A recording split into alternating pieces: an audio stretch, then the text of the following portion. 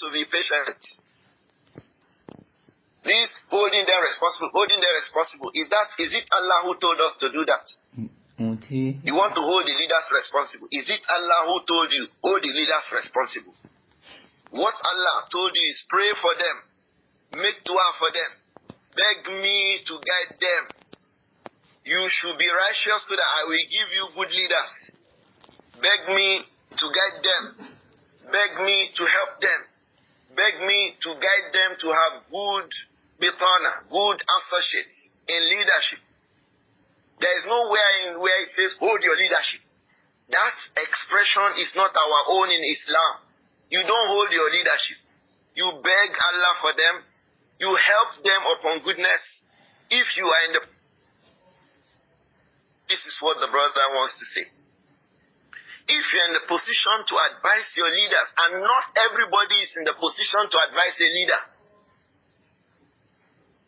Not everybody is in the position to advise a leader. How does a man who sells groundnuts on the street understand leadership to such an extent to know whether oil subsidy should be sustained or not? How does a man who sells groundnuts on the street, no education, nothing, how does he understand to know how dollar fluctuates or not? How does he understand whether it is in the interest of the generality of the country to open up the borders or not? How does he understand the dynamics of the military in terms of combating insecurity? It is not everybody who should be advising government. Some people should keep quiet and be begging Allah. Allah guide them. Allah guide them. Allah guide them. Make their decisions useful. Help us. Make things easy for us. But we're in a situation where everybody thinks everybody can say anything.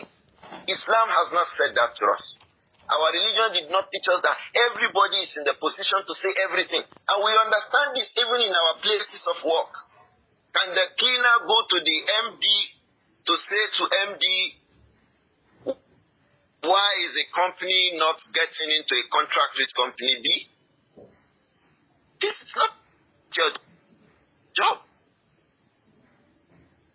Those who are in charge of that in the circle of leadership, they call them the management board.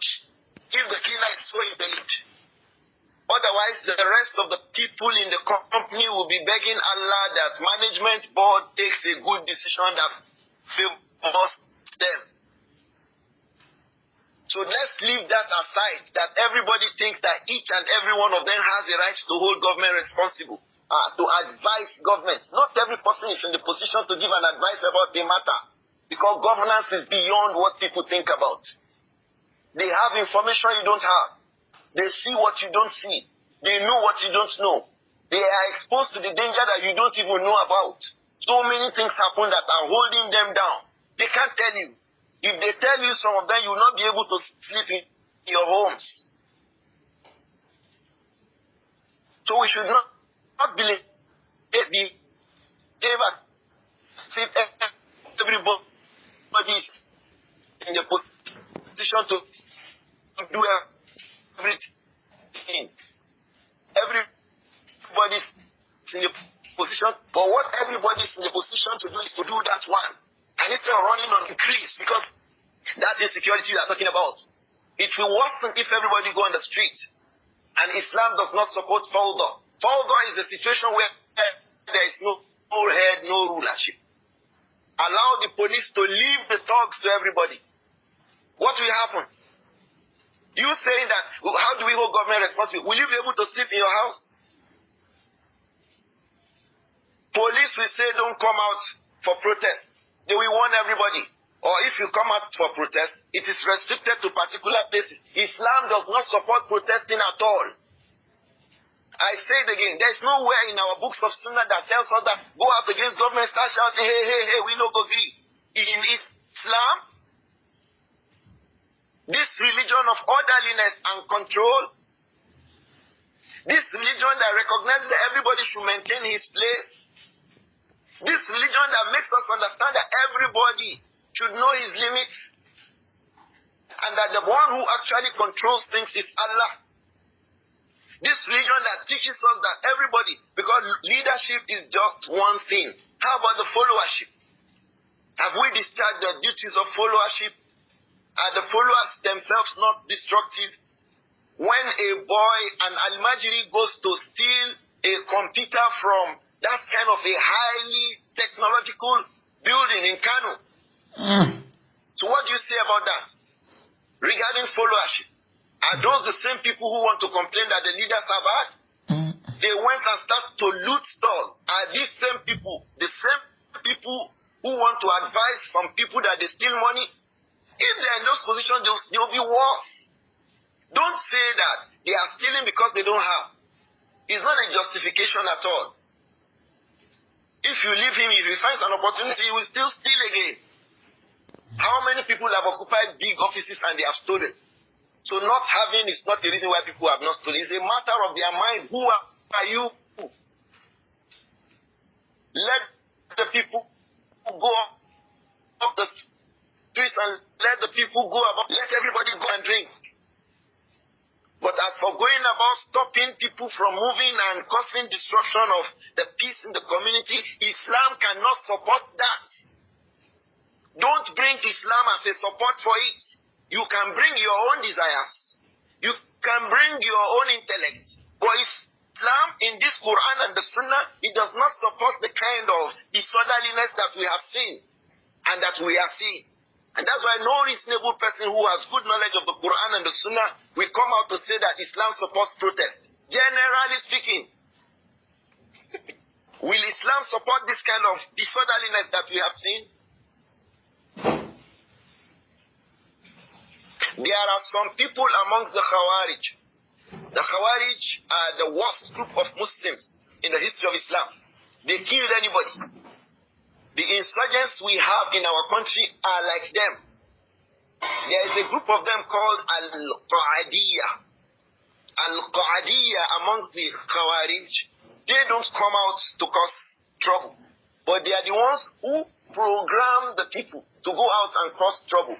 يَقْعُدُونَ فِي بُيُوتِهِمْ. They sit down in their homes and organize the people to disrupt peace outside. So they are called Qa'adiyya. Because they are sitting down, Kanu Qurudan. They are sitting down in their homes, and it is from the homes they organize others to go out. Many people are like this. They are from the Qa'adiyya. They organize young people to go out and disrupt the peace of the people. For whatever reason you want to say, political or economical, for whatever reason. If you're a person who sits down in your homes to organize people to go in the public to disrupt public peace, you are behaving like the Qa'adiyya amongst the Khawarij. And the scholars say anybody who does that, we don't need to start asking, is huwa min al-kharijiyya? Is from the Khawarij. But amongst the people of the Sunnah, it is sabrun ala jawril a'imma. It is patience when the rulers become tough. The Prophet Muhammad sallallahu alayhi wa sallam. This hadith occurs in Sahih of Al-Imam Muslim. And it is reported by Huzaifa ibn al-Yaman. He said, يَكُونُ بَعْدِي أَئِمَّةٌ. After I have gone, some people will rule the people. لَا يَحْتَجُونَ بِهَدِي. They will not take guidance upon my guidance. وَلَا يَسْتَنُّونَ بِسُنَّتِ. And they will not follow my sunnah. وَسَيَقُومُ فِيهِمْ رِجَالٌ. There will be amongst these rulers men. قُلُوبُهُمْ قُلُوبُ الشَّيَاطِينِ. Look at the people the prophet is describing. They don't follow the prophetic guidance in rulership. They don't follow the sunnah. And there are men amongst them, kulubuhum, kulubu shayateen. Their hearts are like the hearts of the Satans. Fi jusmani ins. Like the heart of a devil inside the body of a human being. The companion said, radiyallahu anhu, Huzaifa radiyallahu anhu asked the Prophet, if I'm alive when these kinds of rulers, devil in human body, is there any better way to express it than they'll be very oppressive and suppressive, punishing their people? They are not upon the sunnah. They are not upon the prophetic guidance. And they are wicked people. قُلُوبُهُمْ قُلُوبُ الشَّيَاطِينِ فِي جُثْمَانِ الْإِنسِ. Their hearts are like the hearts of Satans in the bodies of humans. Huzaifa said, if I'm there, what should I do, Messenger of Allah? The Prophet said, alayhi salatu wasalam, Tasma'u wa tuti al-amir. Listen to that Amir and obey him. Listen to Tinubu and obey him. That's what Prophet told you, O Muslim. Listen to him. He's the person in authority. Listen to him and obey him. If he commands you to do good, follow. If he commands you to do evil, don't follow. When he commands you to do evil, that is when you don't follow, because la ta'ata lil makhluq fi ma'siyatil khaliq. You don't obey the one who is created to disobey the creator. Such as when he says, don't observe salah, don't wear hijab. You say, hey, we have to wear hijab. We have to observe salah. We will not obey him in that. But any other command that he gives, not regarding halal and haram, not directly related to you, you follow him in it, you obey him in it. The Prophet told Huzaifa ibn al-Yaman, if you are alive at a time when the ruler is wicked, he's like shaitan. His hearts are like the hearts of shaitan. Follow them, obey them. وَإِنْ ضَرَبَ ظَهَرَكَ. Even if this ruler begin to beat you, obey him. وَأَخَذَ مَالَكَ. Even if he steals your money,